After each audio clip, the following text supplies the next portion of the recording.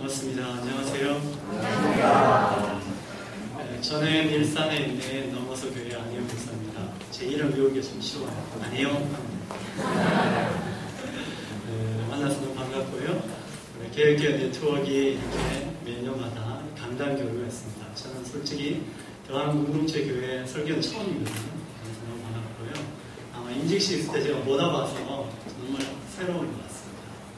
오늘 저는 여러분과 함께 요한계시를 보면 사도 요한이 반모섬에서 소아시아 7교회에 보낸 편지를 주는 4대 교회에 관한 이야기 중심으로 바로 주님이 교회들이 하시는 말씀이라는 제목으로 같이 은혜 나누고자 합니다. 여러분 4대라는 지방이 어딘지 한번 보십시오. 제가 오늘 PPT를 좀 준비했더니 보시면 훨씬 더 좀 도움이 될 것 같아요. 지금 현재 우리 터키 지방입니다. 4대라는 지방이 여기고요. 보시다시피 내륙 지방에 포함되어 있어요. 4대 지방의 특징이 뭐냐면 4대는 이렇게 해발 높은 고원 지대에 있는 도시입니다. 그리고 사방에 보면 병풍으로 다 막혀져 있고 오직 유일하게 통로가 다 한 곳밖에 없어요. 그것도 꼬불꼬불한 길. 대강 보시면 알겠지만 여기는 난공불락의 도시였어요. 군사적 요충지였어요. 그래서 4대라는 지방을 점령한 역사가 많지가 않습니다. 수백 년의 4대라는 도시가 자라가면서 오직 바로 고레스 왕과 안디오쿠스 대제에 의해서 점령당할 것뿐 그 외에는 어떤 힘에 의해서 점령당하지 않았던 4대 교회의 모습을 갖고 있습니다. 뿐만 아니라 이 4대 지방의 가장 중요한 특산물이 바로 양모예요. 양모. 그래서 방직, 다시 말하면 직모공업이 발달했던 도시입니다. 그리고 또한 이 4대라는 지방이 바로 인근에 보면 파탈루스라는 강이 있어요. 이 강에는 뭐가 채취가 됐냐면 사금이 많이 나왔어요. 그래서 사금이 많이 나와서 금이 굉장히 풍성한 도시였어요. 제가 여러분 정리해 보시면 4대라는 지방은 어떤 도시예요? 굉장히 경제적으로 번창한 도시고 외부의 침입을 받지 않았던 도시고 그리고 역경이 없었던 도시입니다. 이 도시의 특징이 그대로 오늘 4대 교회에게 주님이 말씀하신 말씀 속에 담겨져 있습니다. 자, 그렇다면 4대 교회는 언제 세워졌을까요? 여러분 우리 요한계시록에 나온 4대 교회에는 사도행전에 보면 4대 교회라는 교회에 대한 언급이 전혀 없습니다. 4대 교회는 바울의 제자인 클레멘트가 이 교회의 첫 번째 감독이 됐어요. 4대 교회가 어떻게 세워졌는지라는 부분은 찾아볼 수 없습니다. 그러나 어쨌든 바울의 영향권 안에 있었던 교회였던 건 분명한 것 같습니다. 사도 요한이 반모섬에서 소아시아 7교회에 보낸 편지부 중에 4대 교회에 대한 언급이 나온다는 것은 4대 교회가 그 당시 번창했던 교회였던 것 같아요. 그러나 4대 교회는 그 번창함을 유지하지 못하고 결국 쇠락하는 교회가 될 수밖에 없었던 모습을 보고 있습니다. 자, 그러면 오늘 본문 우리 요한계시록 3장으로 한번 볼까요? 보시나요? 여기 보면 4대 교회를 향하여 주님께서 말씀하시는데 먼저 여러분 사도행전에 보면 요한계시를 보면 7교회에 보내신 편지글에 똑같은 양식이 나와요. 제일 첫 번째로 이 교회에 보낸 편지를 쓰는 예수님이 어떤 모습인가를 설명합니다. 여기 3장 1절을 보면 4대 교회의 사자에게 편지하라. 하나님의 7영과 7별을 가지신 이가 이르시되 4대 교회에 나타나신 예수님의 특징은 7영과 7별을 가지신 분이에요. 자, 그렇다면 여기 중요한 것은 7이라는 숫자예요. 7. 요한계시록은 묵시문학의 전형적인 특징을 갖고 있습니다. 7이라는 숫자는 상징입니다. 바로 완전과 성취한다. 여러분 이 요한계시를 보면 이 백성들이 그리스인들이 몇 년 동안 환난당합니까? 7년 동안 환난당하죠. 7이라는 것은 환난을 이야기하는 거죠. 이 완전한 환난, 다시 말하면 성취된 환난을 이야기하는 거예요. 그래서 요한계시록 7은 완전과 성취를 이야기합니다. 그렇다면 7명이라는 게 뭐냐? 완전한 성령을 이야기하는 것이죠. 그리고 이 성령께서 이 교회를 주관하고 지배하고 있음을 이야기합니다. 뿐만 아니라 7별이라는 단어가 나와요. 별은 천사를 지칭합니다. 여러분 요한계시록 보면 철저하게 별은 천사를 지칭해요. 이 천사들은 교회를 보호하고 지키는 천사들입니다. 그런데 여기 중요한 것은 7영과 7별을 가지신 이가 그랬어요. 가지신 이가. 여기 가진다라는 것은 주관한다라는 뜻이에요. 정리하면 사대교회에 나타나시는 예수님은 어떤 분이시냐면 성령을 주관하시고 그리고 교회를 보호하는 천사들을 주관하시는, 다시 말해 이 교회의 모든 것을 주관하시는 능력자이신 예수 그리스도이심을 말씀하고 있습니다. 여러분 이 사대교회를 지칭할 때 오늘 본문에 보니까 살아있는 것 같지만 실상은 죽은 자라. 여러분 예수 그리스도께서 생명을 주관하세요. 지금은 살아있는 것 같지만 죽어있는 이 사대교회를 예수 그리스도께서 주권자 되시면 다시 살려주실 것을 약속하십니다. 이것이 사대교회에 나타난 예수 그리스도의 모습입니다. 자, 그런데 사대교회는 대체 어떤 교회예요? 자, 사대교회가 어떤 교회인지 우리 말씀을 통하여 살펴봐야 돼요. 여러분 오늘 이 사대교회가 이 시대의 한국교회와 오늘 우리들을 점검하는 중요한 작품입니다. 너무 멀어서 잘 안 볼게요. 자, 1절 하반절에 보면 내가 내 행위를 아노니 내가 살았다 하는 이름을 가졌으면 죽은 자로다. 여기 중요한 내가 내 행위를 아노니 그랬어요. 아노니. 여러분 주님께서 우리의 행위를 알고 계세요. 우리 드러난 모습이 아니라 감춰진 모습까지 다 알고 있다는 겁니다. 그런 주님께서 뭐라고 사대교회를 평가하느냐면 살아있는 것 같지만 실상은 죽은 자로다. 여러분 과연 이 말씀이 무슨 의미일까요? 여기 보면 생명을 잃어버린 교회를 이야기합니다. 조직은 있지만 생명력이 없고 건물은 있지만 생명 대신 예수 그리스도가 존재하지 않는 교회, 이런 생명력을 잃어버린 교회를 사대교회라고 지칭합니다. 오늘 한국교회는 어떨까요? 교회 건물은 휘황찬란하게 4천억 교회에서 엄청나게 짓지만 생명력을 잃어버린 교회의 모습을 주님은 책망하고 계십니다. 오늘 곳곳마다 교회들이 많습니다. 저도 오늘 이렇게 처음 와보니까 옆에 주한감리교회가 있더라고요. 또 장로의 말씀 제 옆에 보면 주한장로교회도 있더라고요. 왜 교회가 이렇게 많은지. 그것도 큰 건물입니다. 제가 이장 통합전 목사라 주한장로교회 잘 알거든요. 오늘날 교회들은 너무너무 큰 건물 안에 내고 있습니다. 그러나 그 안에 생명력을 잃어가고 있습니다.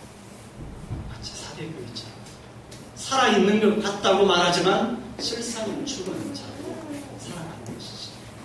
뿐만 아니라 영적 갈망을 잃어버린 교회. 예배는 드리지만 우리 안에 주님을 향한 그 영적 갈망을 잃어버린 교회가 바로 사대교회입니다.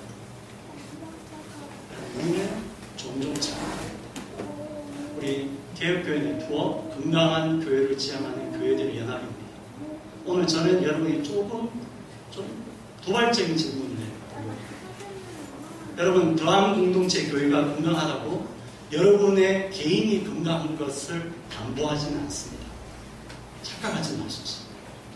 많은 건강한 교회에 다니는 성도들이 마치 건강한 교회에 다니고 있다는 것만으로 자기가 모든 건강한 신앙의 대표같이 생각하는 그런 아집과 교만을 버려야 합니다. 여러분 착각하지 마세요. 교회는 무엇이 건강의 척도입니까? 여러분 한 사람 한 사람이 건강한 것이 교회의 건강성의 척도입니다. 조직이 건강하다고 교회가 건강하지 않습니다. 목사님이 건강을 묻게 한다고 해서 교회가 건강하지 않습니다. 우린 종종 여기에 빠져. 그래서 건강한 교회라는 교회들 안에도 수많은 문제들이 나고 또 문제들이 생겨가고 있습니다. 저희 교회는 이렇게 시작한 지 이제 6년째 됐어요. 저도 처음에는 이렇게 건강교회를 꿈꾸면서 시작했던 그 모습들의 열정이 있습니다. 어느 순간 저희 교인들에게 좀 도전을 줍니다. 여러분 건강교회에 있다고 여러분 건강하다고 자꾸 착각하지 말아요. 더 몸부림쳐야 되고 더 생명력을 갈급해야 되고 영적 갈급함이 없어버리면 우리 안에도 벌써 변질되고 타락하는 것이에요.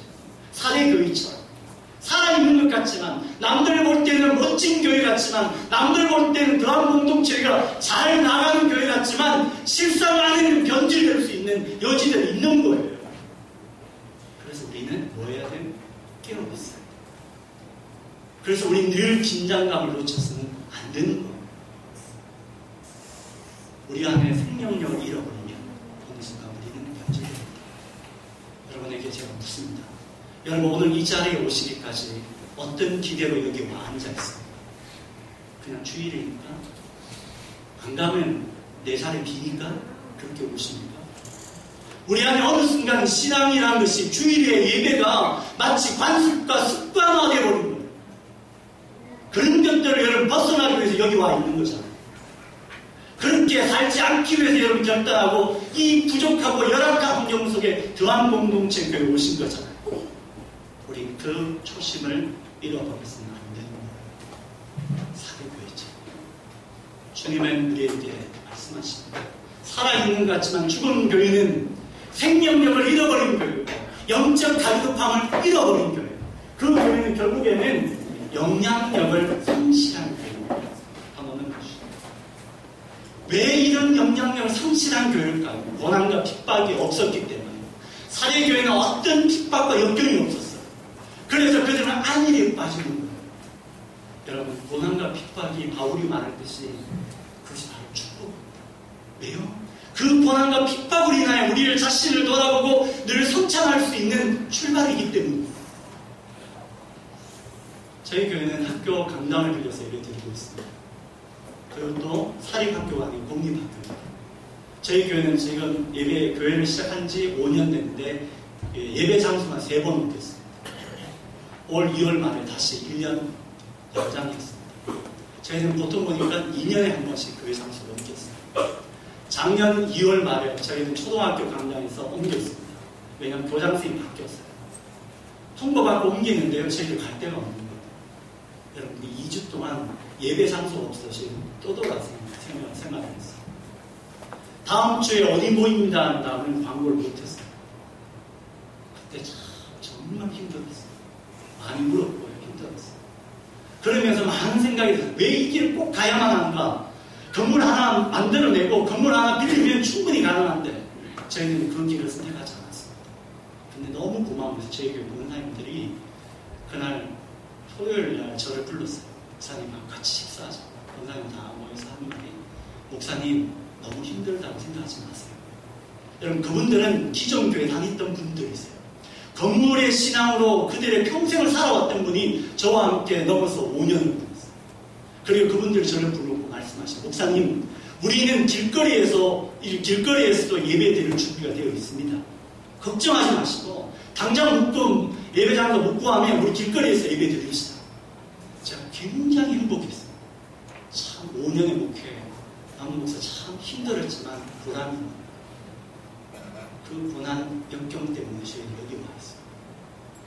지금도 저희들은 내년을 보장받을 수 없습니다. 교장선생님 바뀌고 또 쫓겨나야 되죠. 갈 데 없어. 그런데 우리가 늘 생각했던 이것이 신앙이에요. 신앙은 긴장감이 필요합니다. 여러분 죄송하지만 오늘 제가 여러분에게 쓴소리 좀 하려고 좋은 건물 와 있다고 여러분 안주하지 마세요. 우리는 여기가 전부가 아닙니다. 우리는 나그네입니다. 그 의식이 필요합니다. 하나님께 옮겨가라 하면 가야 되고요. 하나님께 이 건물 다 틀고 빈천소리로 시작하라 하면 해야 되는 것이 믿음인 거예요.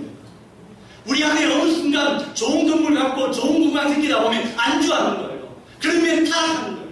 그러면 사대교회 같이 살아있는 것 같지만 실상은 죽은 교회가 됩니다. 여러분 긴장감을 놓치지 마세요. 그런 순간 우리는 변질하고 타락하는 거예요. 우리가 그렇게 손가락질하는 저 기존 교회와 같아지는 거예요. 우리 안에 이 믿음의 긴장감을 놓쳤으면 안 됩니다. 그래야만 이 세상에 영향력 있는 교회가 됩니다. 사랑하는 여러분, 교회의 힘은 무엇에 있습니까? 건물에 있지 않습니다. 교회의 힘은 사람의 숫자에 있지 않습니다. 교회의 힘은 영향력이 있습니다. 그 영향력은 어디에서 나옵니까? 각자가 주님을 향한 믿음의 열정으로 그 영향력이 이루어지는 것입니다.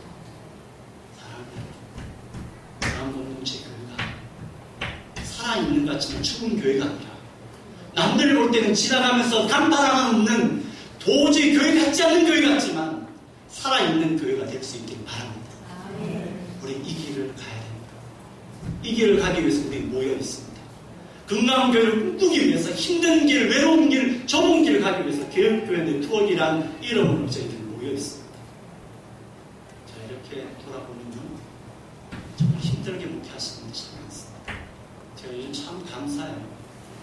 이만큼 우리 성도들과 함께 할 수 있어서 너무 좋은데요. 돌아보면 성도 한 사람 붙들고요. 또는 10명 미만의 교인들을 붙들고 3년 동안 씨름하는 목회자들이 있습니다. 정말 힘들게. 그들에 비해서 우리 참 감사할 게 많죠? 그런 잊지 마세요. 내가 감사할 게 많을수록 또 한편 눈물 흘리는 사람들이 있다는 걸 기억하고 여러분에게 주신 하나님의 놀라운 복을 이제 나눌 수 있는 믿음의 길을 걸어가는 우리들이 되기 위해서 그것이 능력이에요. 그것이 살아있습니다. 그것이 갈급함이에요. 이것을 우리 이 길을 걸어가는 것이죠. 오늘 한국교회 모습은 건물은 많고 교인은 많지만 전혀 세상으로부터 영향력이 없습니다. 왜냐하면 생명력이 없기 때문에 갈급함이 없기 때문에 오늘 우리는 이 길을 걸어가지 않습니다. 하나님께서 보시기에 생명력 있는 그 길을 걸어가면 좋을 것 같습니다. 자, 제가 볼 땐 교회가 왜 이렇게 변질될까? 그 변질되는 원인들 몇 가지 잡아봤어요. 첫 번째 보면 교회가 변질되고 타락하는 이유에 보면 과거나 전통이 얽매일 때 변질됩니다. 관례가 그랬어요.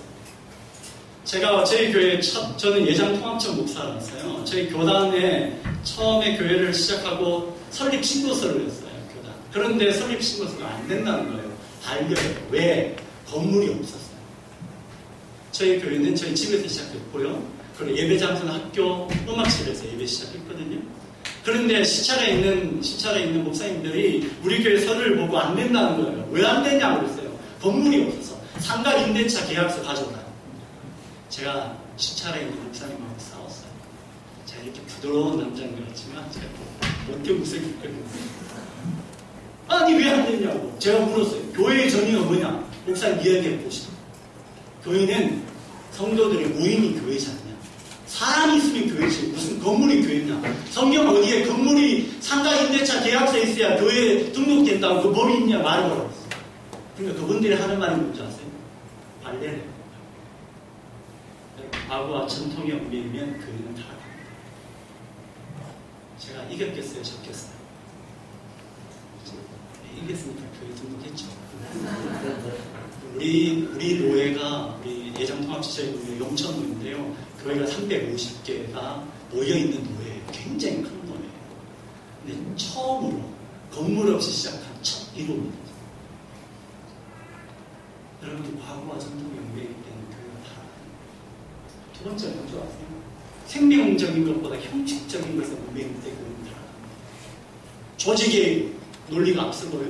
형식이 앞서면 생명보다 형식이 앞서는 순간 교회는 타락해집니다. 뭐가 있을까요? 유기적인 공동체보다 조직이 앞섭니다. 여러분, 교회는요, 조직이 아니라 유기적인 공동체. 나는 우리 교회가 우리 대한공동체교회 똑같지만 운영위원들 선출하잖아요. 근데 여러분 착각하지 마세요. 운영위원 뽑아놓으면 그 사람 운영 다 하고 나는 발짱 끼고 있는 것이 교회가 아니에요. 교회는 뭐예요? 함께 세워가는 것이에요. 운영위원회 앞장서고 거의 모든 것을 우리 함께 나누면서 하는 거예요. 저희 교회에서 늘 하는 말이 이런 말을 합니다. 교회 안에 부족한 것이 보일 때 그 보이는 사람이 해야 될 은사인 줄 믿어라. 그럼 우린 뭐예요? 야 이것도 못해 저것도 못해 비판합니다. 여러분 대한공동체 교회는 비판하는 사람이 있는 게 아니라 그 부족함을 내가 몸몸으로 던져서 메꾸어 놓는 교회가 되길 바랍니다. 그것이 바로 유기체적인 교회예요. 우리 몸이 한 기능을 못하면 다른 기능이 그걸 다 보완하는 거예요.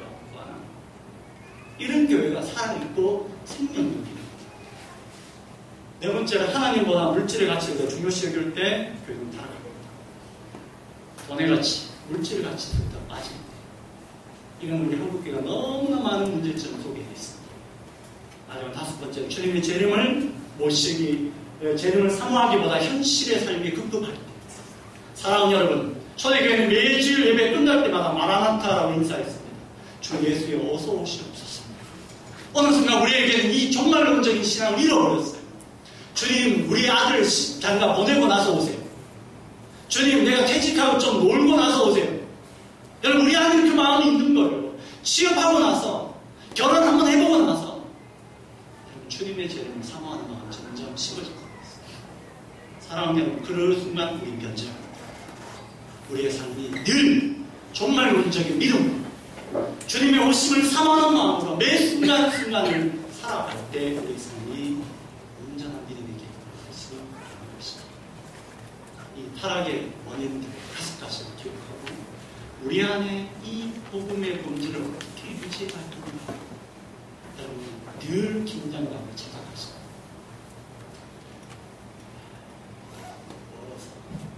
잘 한번 느껴주세요. 영향을 상실한 교회에 대해서 사도 바울이 이렇게 책망합니다. 디모데후서 3장 5절을 보면 경건의 모양은 있으나 경건의 능력은 부인하니 이 같은 자들에게서 너가 돌아서라. 아멘.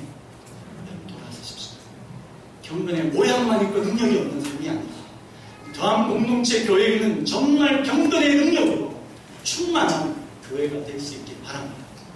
그러기 위해서 여러분 각자가 경건의 능력을 가지십니다. 여러분 삶 속에 경건의 능력의 삶을 살아가야 돼요. 성경책 끼고 주일날 교회 온다고 경건의 삶이 이루어지는 것이 아니라 우리의 삶 속에 하나님의 임재를 경험하고 하나님의 역사를 매 순간순간 보관하는 삶을 사는 것이 중요한 것입니다. 자, 다음으로 가면 그러면 이런 사대교회를 어떻게 해야 할까요? 예수님께서는 이런 사대교회를 진단하셨어요. 그러면 대안도 만들어 주셨을 거예요. 그래서 오늘 사대교회를 향하여 요한계시록 이 3장 2절과 3절에 보면 어떤 대안, 어떻게 해야 될까를 분명하게 말씀하십니다. 좀 길지만요. 저랑 함께 같이 한번 읽어봤으면 좋을 것 같습니다. 앞으로 보시고요. 같이 한번 읽어볼게요. 너는 일깨어 그 나무가 죽게 된 것을 후회하여라. 내 하나님 앞에 내 행위에 온전한 것을 자초지 못하였노니 그러므로 너희가 어떻게 받았으며 어떻게 들었는지 생각하고 지켜 회개하라. 만일 믿겠지 아니하면 내가 모두같이 이르리니 어느 때에 내게 이르는지 내가 알지 못하리라. 아멘. 여기 보면 세 가지를 이야기합니다. 세 가지. 첫 번째, 일깨어라고 나요. 2절에 보면 일깨어 그 나무가 죽게 된 것을 굳게 하라. 여기 일깨다라는 것은 정신을 차려라 하는 말이에요. 근데 한 번 차리고 끝이 아니라 계속적으로, 다시 말해 일상적으로, 반복적으로 헬라 문법을 보면 여러분, 우린 정신을 차려야 합니다. 오늘날 우리의 수많은 삶의 속에 보면 정신을 차리지 못할 일이 너무 많습니다. 정신없이 바빠요. 주일날도 어떤 분은 바빠. 오늘 주방 봉사 하시는 분 지금 바쁘시죠?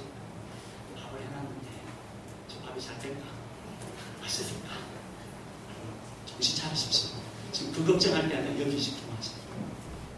하나님 우리에게 예배해요. 특히 아마 사무실에 있는 분들 참 힘드실 거예요. 애들 정신없이 뛰어다니는. 그래도 저희 교회보다 양호합니다. 저희 교회는 설교하면 애들이 한 명이 꼭 저 앞에 와서 같이 설교하자고 붙잡으면 그랬어요. 뛰어다니는 건 정신이 안 나왔어요. 그럴 때마다 정신 차리십시오. 여러분, 아이대로 예배 안 되니까 지금 떠들면서 다 예배 드려요. 나는 어떻게? 난 하나님 앞에 나가요. 우리가 정신 좀 차려야 돼요. 그래야만 우리의 삶을 다시 추스릴 수가 있어요. 여기 보면 그 나무가 죽게 된 것을 굳게 하라는 것이에요. 다시 말하면 다 잃어버린 것이 아니라 그래도 남아있는 게 있어요. 그것을 붙들고 다시 시작하는 거예요. 하나님 모든 걸 다 원점으로 틀게 하시는 게 아니라 그대로 최소한 남겨주셔요. 그 남겨둔 걸 붙들고 다시 하나님 앞에 나아가서 우리의 신앙을 회복하는 바로 종잣돈같이 그걸 시작하라고 말씀하십니다. 여러분, 먼저 여러분을 깨우십시오. 여러분, 잠자는 영혼을 깨워야 해요. 여러분, 영적인 삶의 나태를 다시 좀 더 깨워야만 합니다. 그래야만 우리는 새로워지고 다시 주님 앞에 나아갈 수 있어요. 두 번째로 보면 생각하라. 생각.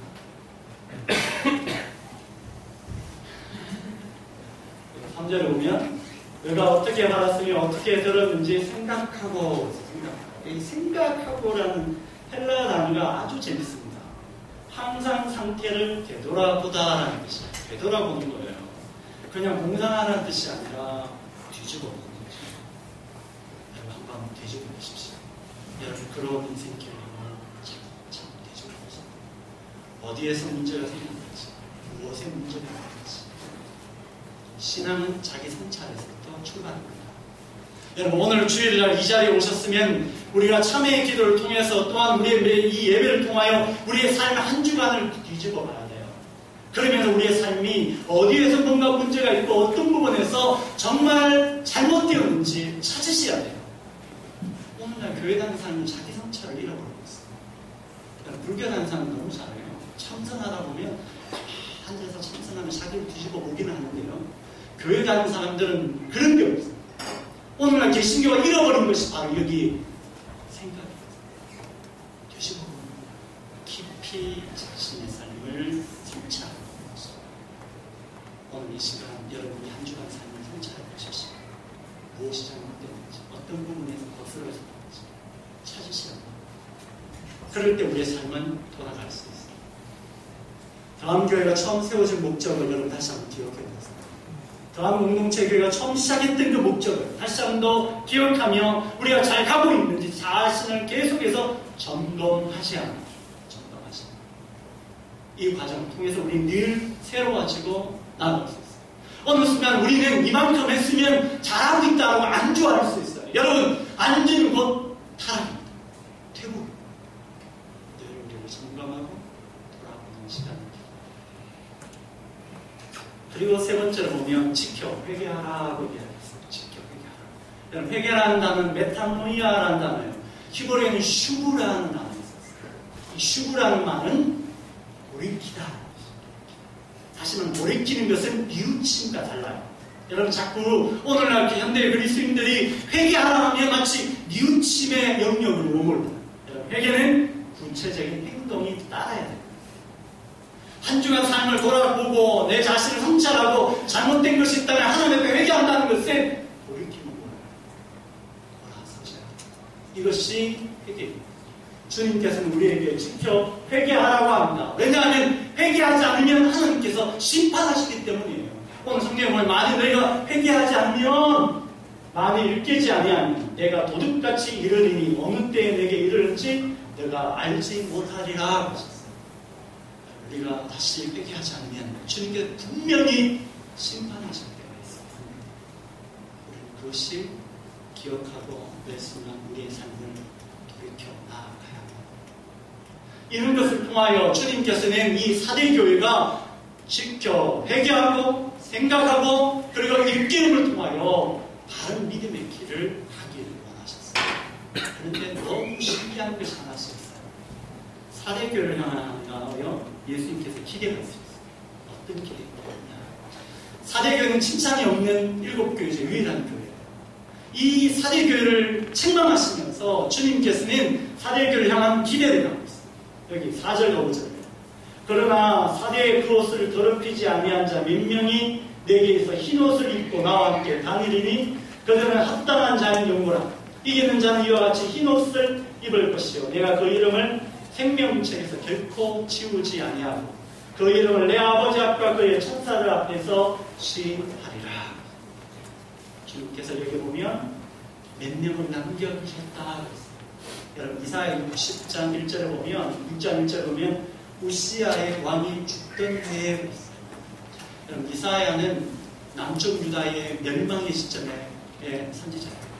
다시 말하면 남쪽 유다가 가장 암울하고 가장 힘든 시기의 힘든 시기의 선지자였어요. 이 선지자가 활동했던 이 우시아 왕이 죽던 그 시대가 암울한 시대였어요. 6장에 보면 하나님께서 이 이사야에게 이런 환상을 보여주셨어요. 밤나무와 상수리 나무가 배임을 당하여 그 그릇은 남아있는 것 같이 거룩한 씨가 이 땅에 그릇트기니라 하시더라. 하나님께서 그릇트기를 남겨두셨다. 나무 밑둥이 짜이고 그러나 그 그릇트기 안에서 다시 새순이 돋듯이 오늘 이 요한계시를 보면 이 그릇트기와 같은 흰옷 입은 자 그리고 소수 그리고 몇 명의 사람을 통하여 하나님의 역사를 이루어 가실 것을 이야기합니다. 여러분, 우리 개혁교 네트워크는 정말 이야기합니다. 다들 작은 교회들이 모여있습니다. 지금 10 몇몇 교회들이 모여서 지금 활동하고 있습니다. 저희 교회가 6년 전에 가입할 때 5교회였습니다. 정말 작았어요. 우리 교단은 한 노예가 350개입니다. 여러분, 그런 노예가 67개가 있습니다. 그 거대한 교단 안에 있지만 저희들은 개인적으로 이 개혁교 네트워크에 너무 소중해요. 왜? 작기 때문에. 왜? 살아있기 때문에. 하나님은 이런 작고 살아있는 그릇술기를 통하여 하나님의 역사를 이루어 가실 줄 저는 믿기 때문에. 사랑하는 여러분, 다음 공동체 교회는 이 개혁교회 네트워크와 함께 믿음 안에 건강한 교회로 자라갈 줄 믿습니다. 이 땅에 무릎뜨게 흰옷 입은 자, 이기는 자, 하나님께서 사용하실 줄 믿습니다. 우리는 세상을 볼 때는 너무 미약해, 보잘것없습니다. 초라합니다. 그러나 하나님께서는 우리를 통하여 하나님의 위대한 일들을 이루어 가시는 하나님이십니다. 사대교회는 살아있는 것 같지만 죽은 교회였어요. 그러나 우리 개혁교회는 또 뿐만 아니라 건강한 교회를 추구하는 저한 공동체 교회는 죽어있는 것 같지만 살아있는 교회, 사는 그런 교회가 되겠습니다. 그래서 사도 바울이 마지막으로 우리들에게 이 말씀을 하세요. 저는 개인적으로 이 고린도서 6장 9절과 10절 말씀 너무 좋아요. 한번 보세요. 이 바울이 이 고린도 교회를 향해 이렇게 편지를 쓰고 있어요. 무명한 자 같으나 유명한 자예요. 죽은 자 같으나 보라 우리가 살아요. 징계를 받는 자 같으나 죽임을 당하지 않아요. 근심하는 자 같으나 항상 기뻐하고 가난한 자 같으나 많은 사람을 부유하게 하고 아무것도 없는 자 같으나 모든 것을 가진 자로다. 이런 사람이 될 줄 믿습니다. 이런 사람이 되십시오. 여러분, 한 사람 한 사람이 죽은 것 같으나 살아있는 자, 근심하는 자 같으나 기뻐하는 자, 아무것도 없는 자 같으나 모든 것을 가진 부유한 자가 될 수 있길 바랍니다. 이 사대교회처럼 살아있는 자 같으나 죽은 교회가 아니라 정말 주님께서 보실 때 고린도 교회처럼 바울이 보낸 편지처럼 이런 교회를 사망하고 걸어가는 교회가 된다면 다음 공동체를 통하여 하나님의 위대한 일들을 이루어 가실 줄 믿습니다. 이 일에 우리 함께 한 걸음 한 걸음 믿음의 긴장감을 갖고 걸어가는 저와 여러분의 삶이 될 수 있길 바랍니다. 우리 함께 한번 기도했습니다.